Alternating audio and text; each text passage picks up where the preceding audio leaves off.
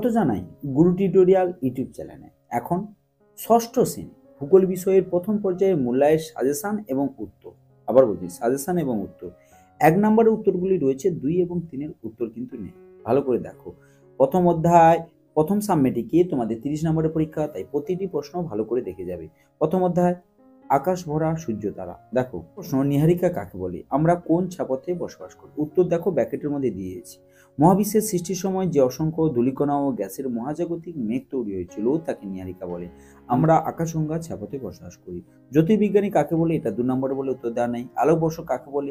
কোথা গেলে কৃত্রিমভাবে গ্রহ তারা মহাকাশ সবকিছু দেখতে পাওয়া যায়? না, প্ল্যানেটোরিয়ামে গেলে। উত্তরগুলো ব্র্যাকেটে রয়েছে, ভালো করে দেখবে। আর যদি কোনো সমস্যা হয় অবশ্যই আমাকে কমেন্ট করে জানাও। আর সম্পূর্ণ ভিডিওটি দেখো, ভিডিওর মধ্যে বলে দেবো কিভাবে সম্পূর্ণ বিনামূল্যে পিডিএফটি ডাউনলোড করবে। আর অবশ্যই সবাই যুক্ত হয়ে যাবে যদি তোমাদের উপকারে লাগে। একেবারে উচ্চ মাধ্যমিক পর্যন্ত তোমাদের পাশে সম্পূর্ণ বিনামূল্যে একেবারে পিডিএফ সহকারে সাজেশন উত্তর। তাই গ্রুপগুলোতে জয়েন থাকবে এবং চ্যানেলটিকে সাবস্ক্রাইব করে অল নোটিফিকেশন অন করে দেবে। এরপর দেখো 4 নম্বর প্রশ্ন, কালপুরুষ কি? ইংরেজি বড় অক্ষরে এম অক্ষরের মতো নক্ষত্রমণ্ডলীকে কি বলে? পুরুষ হলো দেখো সাহসী শিকারী পুরুষের মতো দেখতে, নক্ষত্রমণ্ডলীকে বলা হয় কালপুরুষ। আর এম অক্ষরে হচ্ছে ক্যাসিওপিয়া। দিনের বেলা তারা দেখা যায় কেন? এটা 2 নম্বরে। মান মন্দির কি? খালি চোখে সূর্যের দিকে বা চন্দ্রগ্রহণ সময় সূর্যের দিকে তাকাতে নেই কেন? 7 নম্বর প্রশ্ন, তারাগুলি মিটমিট করে কেন? 8 নম্বর প্রশ্ন, সৌরজগৎ বা সৌর পরিবার কাকে বলে? সৌরজোর বলতে কি বোঝো? অর্থাৎ 1 নম্বরগুলো উত্তর আমি তুলে ধরেছি। পৃথিবী সূর্যের চেয়ে কত গুণ বড়? সূর্যরশ্মির 200 কোটি ভাগে কত ভাগ পৃথিবীতে এসে? না, বড়। 200 কোটি ভাগের 1 ভাগ তাপ আছে আমাদের পৃথিবীতে। গ্রহ ও নক্ষত্রের মধ্যে দুটি পার্থক্য। কাকে কেন নীল গ্রহ বলা হয়? পৃথিবীকে। কাকে কেন লাল গ্রহ বলা হয়? বামন গ্রহ কাকে বলে? উদাহরণ দাও। প্লুটোকে কেন বামন গ্রহ বলা হয়? উপগ্রহ কাকে বলে? পৃথিবী একমাত্র উপগ্রহের নাম কি? না, চাঁদ। চন্দ্রকলা এবং চন্দ্রমাস কি? ধূমকেতু কি? কত বছর অন্তর হেলিন ধূমকেতু দেখা যায়? না, 76 বছর অন্তর। ভারতে একমাত্র মহাকাশ গবেষণা সংস্থার নাম কি? না, ইসরো। ইসরোর পুরো নাম কি? Indian Space Research Organisation. ভারতের প্রথম মহাকাশচারীর নাম কি? রাকেশ শর্মা। প্রথম মহাকাশচারীর নাম কি? Yuri Gagarin. ভারতের প্রথম মহিলা মহাকাশচারীর নাম কি? কল্পনা চাওলা। পৃথিবীর প্রথম মহিলা মহাকাশচারীর নাম কি? Valentina Tereshkova. মহাকাশ যাত্রী হিসাবে প্রথম কে পাড়ি দিয়েছিল? লাইকা নামে কুকুর, 1957 সালে। সৌরজগতের সবচেয়ে কাছের গ্রহ ও উষ্ণতম গ্রহের নাম কি? না, বুধ। সৌরজগতের বৃহত্তম গ্রহের নাম কি? খুব ইম্পর্টেন্ট। এরপর দেখো দ্বিতীয় অধ্যায় পৃথিবী কি গোল? অর্থাৎ এই অধ্যায়টি অর্থাৎ এই যে সাজেশনটি একটু দীর্ঘায়িত, কারণ 1 নম্বর গুলো আমি তুলে ধরেছি। কোন দার্শনিক পৃথিবী গোল বলে ধারণা দিয়েছিল? দেখো দার্শনিক অ্যারিস্টটল।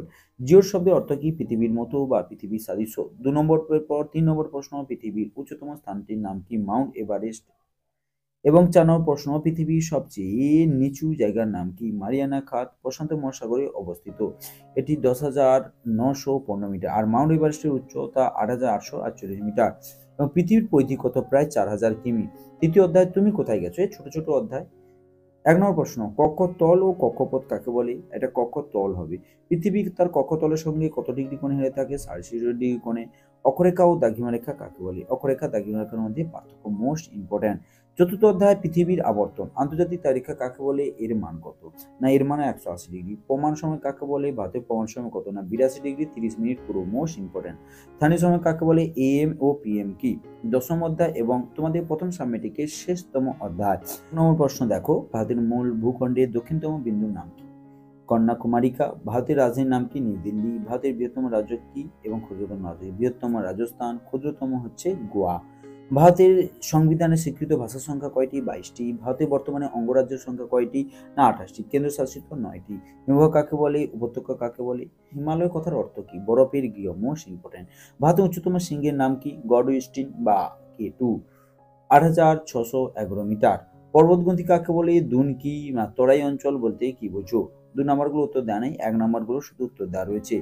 ভারতের প্রধান এবং দীর্ঘতম নদীর নাম কি? গঙ্গা। গঙ্গা নদীর উৎপত্তিস্থল ও মিলনস্থল কোথায়? উৎপত্তিস্থল গঙ্গোত্রী হিমবাহের গোমুখ তুষার গুহা থেকে, মিলনস্থল বঙ্গোপসাগর। গঙ্গা দুটি উপনদীর নাম কি? যমুনা, সোন এবং গোমতী। আর এই যে কোডটি দেখছো, এই কোডটি হোয়াটসঅ্যাপে এবং টেলিগ্রামে মেসেজ করো। আমার এই ভিডিও ডেসক্রিপশন বক্সে যাবে, সেখানে দেখবে গ্রুপ রয়েছে। গ্রুপে জয়েন হয়ে যাবে। তারপর যে হোয়াটসঅ্যাপ এবং টেলিগ্রাম নম্বরটি রয়েছে বা লিঙ্ক রয়েছে, সেখানে শুধু এই কোডটি মেসেজ করো, অটো রিপ্লাই করা থাকবে, সঙ্গে সঙ্গে পিডিএফটি পেয়ে যাবে।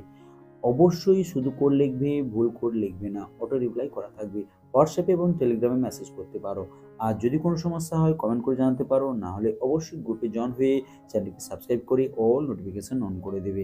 আর অবশ্যই তোমাদের কাছে একটা অনুরোধ, প্লিজ বন্ধুদের মধ্যে ভিডিওগুলি শেয়ার করবে। আর বিস্তারিত জানতে অবশ্যই আমার ভিডিওর ডেসক্রিপশন বক্সে দেখো গঙ্গা দুটি উপনদীর নাম কি? যমুনা, সোন, গোমতী। ভারতকে নদীমাতৃক দেশ বলা হয় কেন? পশ্চিম ঘাট পর্বতে আরেক নাম কি? সহ্যাদ্রি। এবার দক্ষিণ ভারতের দীর্ঘতম নদী কাকে বলা হয়, বা দক্ষিণ ভারতের গঙ্গা কাকে বলা হয়? গোদাবরী। দাক্ষিণাত্য মালভূমির উচ্চতম অংশের নাম কি? আনাইমুদি, কয়াল কি?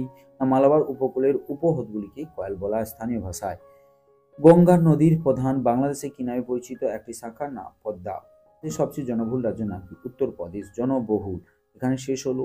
আর অবশ্যই যদি ভিডিওটি ভালো লাগে প্লিজ, উত্তরগুলি তুলে ধরেছি, বন্ধুদের মধ্যে শেয়ার করবি, চ্যানেলটিকে সাবস্ক্রাইব করে অল নোটিফিকেশন অন করে দিবি, কারণ উচ্চ মাধ্যমিক পর্যন্ত তোমাদের পাশে এই গুরু টিউটোরিয়াল সাজেশন। থ্যাংক ইউ, ধন্যবাদ। দেখা হচ্ছে পরবর্তী একটি ভিডিও।